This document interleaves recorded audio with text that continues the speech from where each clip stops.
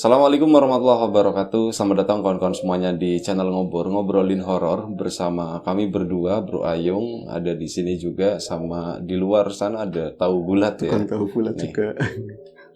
berhenti depan rumah. Kayaknya udah mulai jalan. Baik, itu tadi kami mengucapkan terima kasih banyak untuk kawan-kawan yang mungkin baru mampir atau yang ya udah dari dulu udah sering mampir ke sini. Terima kasih banyak. Monggo Bro Ayung, waktu dan tempat dipersilakan langsung aja. Silakan. Baik, terima kasih atas kesempatannya Mas Biro. Terima kasih tukang Tahu Bulat sudah berlalu.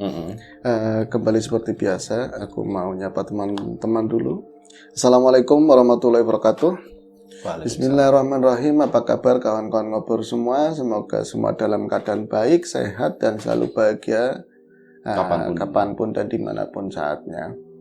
Kembali ada kami berdua ya, Bi. Iya. Kita di ngobrolin yang horor-horor. Betul. Ada cerita apa Bro yang hari ini? Ya, ada sebuah cerita. Cerita ini adalah cerita yang terjadi 10 tahun yang lalu, Bi. Kurang lebihnya 10 tahun yang lalu. Jadi di non jauh di sana, masih di area Tegal, tapi bagian paling barat mungkin ya. Dan udah berbatasan sama Brebes, tepatnya di situ. Di situ dulu ada, aku nggak boleh nyebutin nama desa sama tempat yang mau diceritain, Bi. Tapi pokoknya ceritanya ya, Bi ya. Jadi di daerah tersebut itu kalau misalnya daerah kita di sini jenengan, terus di daerah saya itu air lagi melimpah pun jangankan sampai banjir di sini. Kalau misalnya air lagi gede aja di sana udah banjir. Karena rendah, datarannya itu rendah gitu ya. Pesisir berarti ya, dekat pantai. Iya, kalau pesisir malah justru anehnya begitu. Ini rada legok. Gitu. Ke pesisir naik lagi sedikit. Gitu. Iya. Jadi dulunya kayak semacam rawa-rawa begitu, Bi. Akhirnya kan itu jadi sebuah permasalahan ya buat pemerintah setempat, khususnya buat orang-orang situ. Akhirnya di 10 tahun yang lalu atau 15 itu mulai dikeruk beneran tadi yang rawa tadi ya, dibikin sebuah kayak waduk tapi ukurannya nggak terlalu gede. Ya lebih ke folder lah seperti itu. Nah itu diamini masyarakat sekitar. Akhirnya kan kayak debit air lebih ada penampungannya, nggak terlalu banjir yang itu dijadikan penampungan air ya? Iya, dan untuk irigasi juga lebih enak lah seperti itu. Akhirnya di mana ada air di situ ada ikan, kan cenderung seperti itu, Bi. Apalagi itu nyambung sama kali sana sini, dari kali-kali yang kecil sampai kali yang gede, sampai ke muara sana dekat pesisir ya. Itu banyak menarik para angler untuk datang, para pemancing. Ya termasuk saya pernah ke sana juga. Tapi ini cerita bukan dari diriku ya, Bi, dari seorang teman. Seorang teman itu udah jadi pemancing. Mungkin saya pegangan joran, Mas, sebut saja namanya Wanto. Wanto saya pegang joran itu mungkin lagi baru bisa jalan udah pegang joran. Ya itu versinya ya ranting bambu kayak apa, udah dipegangin joran sama orang tua saya. Orang tua saya itu nelayan kampung. Jadi bukan yang pergi ke laut, tapi yang ada air, mana ada ikannya itu diambilin sama bapak saya. Tukang tahu, tukang ngeringin oleh genangan-genangan air itu nanti dikonsumsi sendiri, dibagi-bagiin sama tetangga. Soalnya itu udah hafal banget. Makanya iwak banyu, Mas. Iwaknya banyu, ikannya air ya, Bi. Enggak, Mas. Kalau tawar itu nyebutnya iwak banyu. Saya enggak mau. Snakehead, gabus, lele itu kurang. Saya kalau ikan laut saya senang. Nah ini saya udah pegangan joran dari kecil sampai gede tua ya saya tukang mancing. Kadang-kadang istri ya gini ya nggak apa-apa. Saya bisa menenangkan. Yang penting pulang ada rezeki yang buat buat masak perluan hari-hari. Suatu ketika saya kan emang ya namanya hidup ya berkawan. Ada kawan akrab. Dia itu masih belajaran mancing. Maksa-maksa buat ikut saya mancing. Kalau saya mancing itu nggak ada ukuran. Maksudnya mau hari apa itu nggak ada dino gabung, nggak ada hari apes. Semua saya lawan. Yang penting saya ada umpan, ada sangu ya saya mangkat, saya berangkat. Kayak gitu ya. Terus ngomong si kawan saya itu Wanto ya.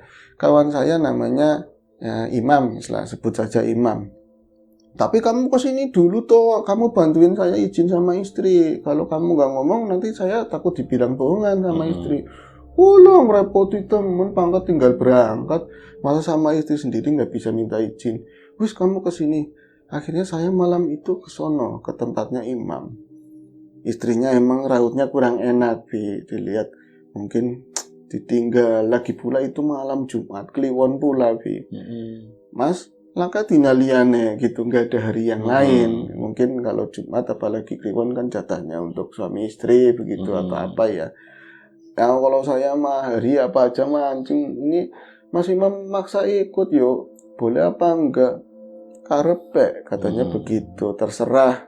Malah itu manggilnya papa mama, Bi. Delay banget kata si Wanto. Padahal kayaknya sama saya aja lebih desa mereka gitu kan. Disangin kopi pakai wadahan yang termos kecil itu, jajan snacknya.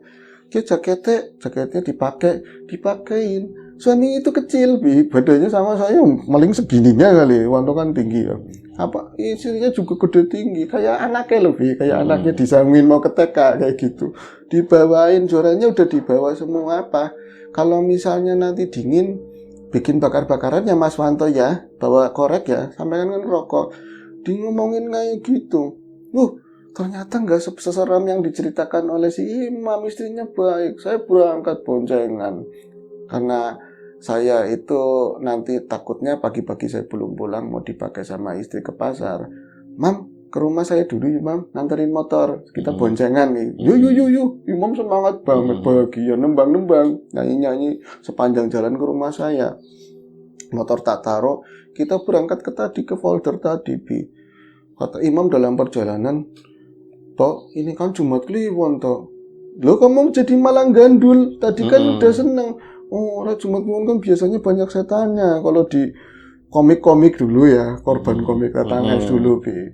Sama di film-film kan banyak setannya. Jangan-jangan yang mancing cuman kita di sana, nggak ada orang mancing. Bener omongannya imam. Saya juga ngaco lagi. Saya belum pernah Jumat Kliwon sebenarnya. Ya ada agak mikir lah kayak gitu kan. Paling mancingnya coba tempat yang dekat, nggak ke situ. Saya mikir juga, iya ini Jumat Kliwon. Pas nyampe sana, Mas, saya puterin yang namanya polder itu. Cukup luas. Itu luasnya segede apa? Ya mungkin 200 meter persegi ada. Cuman nggak teratur. Oh, berarti nggak nyampe segede lapangan bola itu, nggak nyampe ya?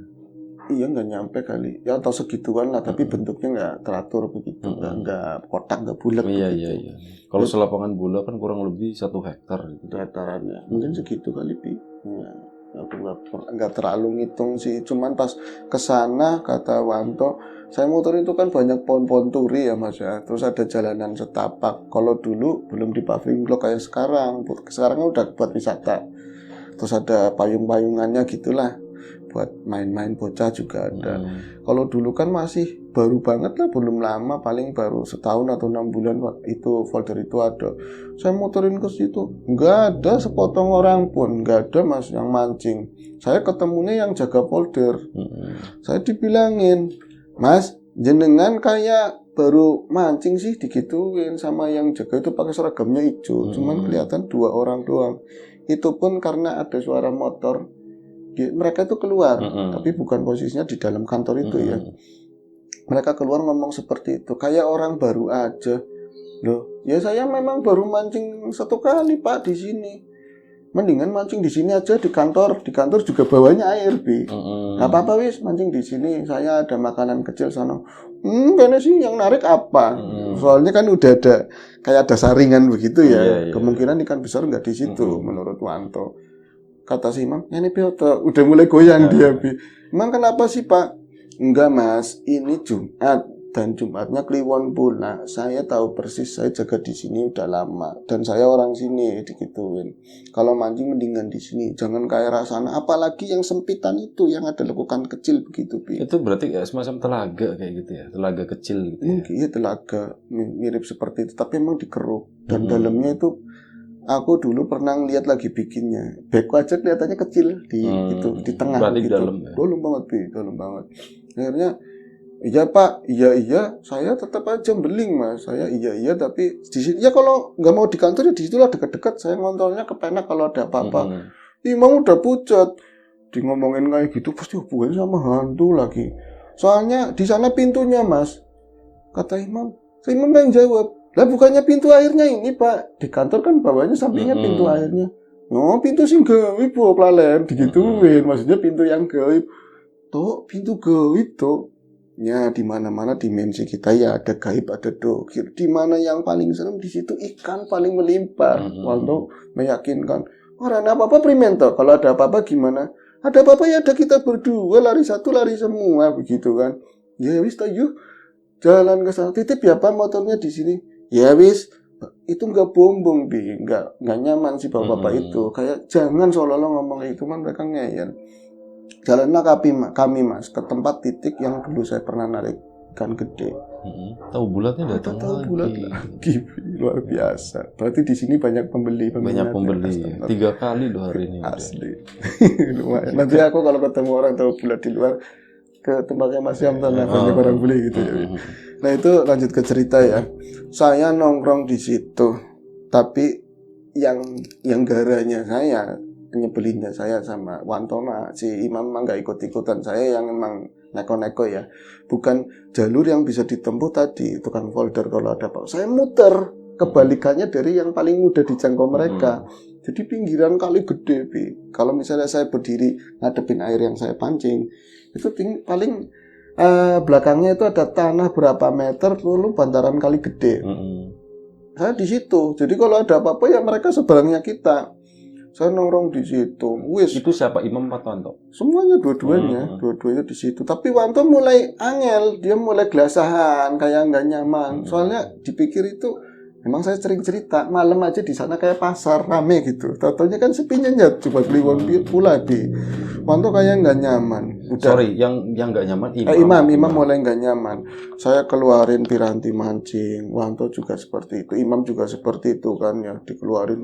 Umpannya masangnya primen. Jadi padahal dia udah ikut mancing tapi kayak orang takut gimana sih apa-apa nanya kayak gitu nyebelin Bi. Pas saya udah uncal, udah tenggakan gede kedep, udah maning narik kayak kakap gitu. Emang kakap nyampe ke situ Bi. Akhirnya apa? Baru saya nyalain rokok, glendung SMS. Bojone Imam, saya juga megang nomornya. Kadang-kadang dia nanyain suaminya di tempat saya apa enggak. Itu enak ya, kayak gitu tulisannya. Enak ya di sana mancing-mancingan, medang ada kopinya kayak gitu. Di sini istri dingin sendirian, terus kayak gitu. Dibaca sama si Wanto, jadi nggak enak hati saya Mas. Bang, SMS mari aku kayak gitu kan Bi. Langsung saya nggak banyak ngomong, saya liatin ke Imam, kok istri saya SMS ke situ kayak gitu ya, toh aku nggak enak banget. Ya terserah kamu pilihannya, kamu mau tinggal apa kamu pulang. Kalau aku tinggal marahnya udah kayak apa, saya cerita. Ya udah kamu pulang, ya aku lagi mancing ya mancing aja. Pulang yuk kata si Imam kayak gitu. Enggak, saya di sini aja. Terus ceritanya gimana, nanti pulangnya gimana? Kamu besok pagi kesini jemput saya, digituin sama Wanto. Ditinggal Bi, bener-bener. Padahal Wanto cuma ya improv aja. Ngetes si temannya itu berani bang sama istri, terus solidar sama teman apa? Ditinggal beneran banget, masih tinggal beneran saya. Saya sendirian nyamut, malah angin itu. Pas si Imam itu motornya nggak kelihatan lah sinyalnya ke situ. Saya sempat satu kali tukang polder ngomong, wah, aja di kono, jangan di situ, sini, mene gitu. Ya Pak, kalem begitu Bi. Pas itu udah ngomong, Imam motornya itu udah nggak kelihatan lah sinarnya. Angin itu mendadak itu kencang banget, terus air yang tadinya tenang, kayak yang gelombang gede gitu kan, lebar kan kayak ada gelombang gitu riaknya ya. Aduh, kalau dingin kayak gini kan bisa nggak narik. Tapi kalau saya ke folder saya malu, muternya juga jauh. Kalau saya pulang, ya kejauhan pula. Terus saya cuman nongkrong, nungguin ikan narik Mas. Nggak lama, yang diomongin sama tukang folder. Tapi bukan yang tadi ya. Yang dulu juga saya pernah ditegur. Itu ada kangkung-kangkung di depannya. Kangkung-kangkung itu kadang kan di pinggir-pinggiran di bantarannya itu penuh sampai ke depan gitu, mau rapat gitu ya. Ada jarak 5-6 meter lah di air. Itu kayak ada benda gede di dalamnya, entah semacam ular atau apa gitu. Kelihatan, malam juga terang di situ kelihatannya. Bisa wur kayak orang dipukul di bawahnya gitu loh. Kayak dipusuk-pusuk kayak gitu. Jadi si air udah beriak karena angin, di bawahnya kangkung itu kayak ada yang wirawir kayak gitu. Bisa bunyi kopiak gitu. seluas mata saya memandang sekeliling itu kangkung seperti itu semua. Loh saya mau lari apa ya? Mau larinya kemana? Jauh. Padahal lari saya bisa, tapi penasaran saya lebih gede. Saya liatin air ada apanya. Nah ombak-ombak kayak gitu, tahu-tahu si kangkung gerakannya secara jarum jam, muter, muter-muter, jadi kayak corong. Kayak pusaran begitu di tempat yang sempit itu. Aduh, ini apa yang dinamain singkatannya pintu gaib begitu, Bi. Mas, kalau perak-perak dekat-dekat kamu bisa kesedot, jangan dekat-dekat. Saya dekat banget berapa meter tok, tapi saya nungguin di dalamnya ada apanya sih gitu. Penasaran saya makin gede malah. Kok bisa kayak gitu, yang gerakin siapa, isinya apa, yang mau masuk apa. Saya cuma ngelongok begitu. Ada suara kayak gitu, Bi. Dari belakang, kayak gitu suara gede. Ya om, saya ladak ngomong, ya om, saya nggak ada siapa-siapa. Saya nengok lagi, dibilangin lagi, aja hilang-hilang kayak gitu, jangan lihat-lihat, semingkir sana, semingkir, suruh pergi. Saya makin penasaran. Saya masih kuat dulu kalau di laut, di muara kalau ada yang kayak gitu. Habis itu narik gede, Bi. Saya prinsipnya masih tak pegang begitu. Saya mantengin begitu, tahu-tahu lama ya kayak gitu, nggak bisa bosenin, Bi. Kayak gitu toh muter-muter nggak ada keren-kerennya, Mas. Serem juga nggak. Lama-lama dari arah belakang saya itu blum kayak gitu. Belum apa maning buri, kayak suara buncul itu, versi buncul jatuh itu kan di sungai ya. Di sungai, belum. Lama-lama itu ada suara lagi kayak kelaras-kelaras atau daunnya pisang yang kering itu ditabrak-tabrak orang jalan gitu. Kesak kayak gitu. Itu persis di belakang saya berhenti.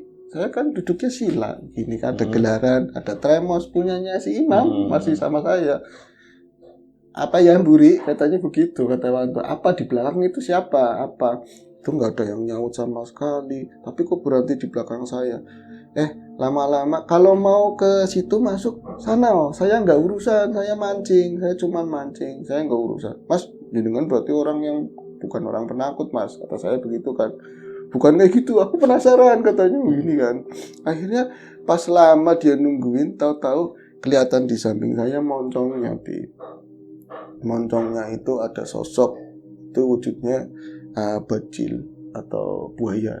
Itu buaya, tapi kalau buaya dohir itu mau putih mau belang-belang tetap aja kelihatan gede. Terus saya juga senternya kan ada yang hidup dan arahnya ke sana. Emang sengaja tak mainin ke situ gitu kan. Itu kayak ini, kayak apa sih ya? Nggak kelihatan transparan tapi ada kayak gitu loh modelnya. Kayak ngabut tok di situ. Tapi gede banget, luar biasa posisi. Itu sampingnya jenengan berapa meter? Semeteran, Mas. Kalau dia itu aus mungkin masih ngelawak, Bi. Tremos saya diginiin kena katanya gitu. Tremos kan di samping kaki saya. Mas melung-ilung itu bisa, Bi. Saya cuma ngeliatin, ngapain pakai mandet, tinggal jebur aja. Dia diem di situ. Kalau buaya-buaya yang air, mungkin kayak buaya air asin kan gede banget, kayak gitu. Mungkin 6 meter, 7 meter gedenya kayak gitu. Jadi palanya cuma segini, Mas. Moncongnya, ya Allah, luar biasa. Tapi ya anehnya bening, Bi. Bening, mana kelihatan tembus, gitu, tembus. Ya. Jadi rumputan sebelah sana aja kelihatan. Jadi itu sempat mangap, katap kayak gitu, tok. Akhirnya saya improv, saya ketakutan di situ, tapi saya nggak ngencing. Saya takut masih ngimput begitu. Mbah, bukan pan liwat tuh, Mbah. Kayak gitu, masih ngomong. Kalau mau liwat monggo, saya cuma mancing kok. Kayak gitu, Bi. Itu berhenti, akhirnya jalan. Nggak ada buntutnya, Bi, tahu-tahu. Ini bucil, Bi, katanya. Jadi langsung dia itu koser bunyi di rumput, masuk pusaran tadi. Belang pusaran itu berhenti. Lama-lama setelah dia menghilang, set antong. Pancing saya langsung, pung, setrek beneran saya, setrek. Itu ikan sampai reel saya nggak bisa naik. Nggak mungkin lah kalau di tempat yang baru seperti itu ada kakap segede itu, kelihatan belum. Aneh ini juga, kok bisa ya nahan ikan segede itu, padahal senapnya kecil kayak gitu. Tapi kayak cuman dimainin, ikannya naik, Mas. Enggak. Lu maksudnya gimana? Wirawiri tok, Bi, beleng-beleng kayak orang ledek begitu. Ini mantang, tidak udah deket. Saya nggak gentak nggak apa, di atas itu kepet-kepet, kayak digigit sendiri lah kayak gitu. Suis, jadi sempat ngomong kayak gitu. Mau nelpon si imam apa enggak ya, gini narik gede banget tapi ucul lepas. Dari sana ngomong tukang foldernya ternyata menyaksikan apa yang aku lihat. Cuman dia nggak ngeliat barangnya itu apa. Gorok digituin, gorok, pucang gorok, sampean orang mana sih digituin, kegian mene daripada yang enggak kegian sini. Repotin aku. Dijemput pakai motor sama tukang folder tadi. Jadi dia muterin area folder tadi, jemput. Ya mas, kekes mas, kegian rapi ini. Jadi dirapiin sekarang. Pak, mau narik apa? Beresin. Daripada nanti fatal. Dibantuin beresin paksa, dibawa ke folder. Ditutup di pintunya. Usah mancing sampean, nggak usah mancing udah nggak enak ngobrol-ngobrol diceritain semua di situ. Akhirnya saya karena lama-lama kan penjaga ini kan tidur, saya ngintip kayak ada lubang angin begitu. Saya ngintip pas di pintu-pintu air itu banyak kepala mas, itu bener-bener saya lihat kepala orang bunder-bunder ya itu tapi mukanya beda-beda. Di situ terus ada sosok yang kayak rambutnya ngadeg-ngadeg begitu berdiri tapi merah, tapi giginya runcing-runcing ya itu. Di situ saya jadi malah ketakutan, saya ngusel turunnya mana mas, sampai lanang apa waduh digituin, saya malu banget kan, saya ketakutan. Akhirnya pagi-pagi saya dibangunin, itu jam 7 imam datang, yo toh gini, istrinya ikut pakai motor yang lain, piknik ke situ, bener-bener mau piknik, bawa yang lainnya, jajan-jajan sama anaknya dibawa. Yo balik ke mas, apik ya mas pemandangannya, sekalian mas foto-foto di sini, jajan di sini udah, ini saya bawa sarapi, kayak nggak ada salah sama sekali loh, banget gitu. Saya mancing lagi mas di situ, dapat mas untuk murah, saya nggak dapat sama sekali. Nah itu peristiwanya sambungan, setelah ada berapa bulan ada korban di situ, ada yang meninggal, tapi barengannya orang tersebut ngomong ngelihat sosok yang aku lihat sama, jadi ada penampakan tadi apa ya, kepala-kepala, sosok pusaran, iya seperti itu. Hanya alhamdulillah ya saya ditolongin. Kadang-kadang kita juga nggak boleh ngeyel sih ya kalau sama orang yang lebih ngerti kayak gitu. Saya sekarang-kadang jadi mikir kalau ke situ kayak gitu. Itu aja ceritanya. Oke. Baru tahu, baru dengar. Nanti kapan-kapan ajarin mancing di sana ya? Jangan, saya juga takut. Ntar gue mau beli joran. Mahal ya, joran itu mahal ya? Tergantung ya. Yang versi biasa 5.000 juga ada. Untuk pemula berapaan? Pemula itu yang 5.000-an aja. 5.000-an aja ya, lumayan ya. Kalau misalnya putus, bawa aja. Ambil, silakan diambil gitu ya. Oke, baik Bro Ayung. Terima kasih ceritanya, kawan-kawan di rumah juga terima kasih banyak. Ya, mohon maaf kalau misalnya ada sesuatu yang nggak berkenan di materi ya. Di telinga kawan-kawan semuanya mohon dimaaf. Semoga cerita dari Bro Ayung ini tetap bisa menghibur kawan-kawan semuanya. Baik. Doa terbaik dari kami untuk kawan-kawan semuanya. Selamat beraktivitas, jaga kesehatan kawan-kawan juga. Assalamualaikum warahmatullahi wabarakatuh.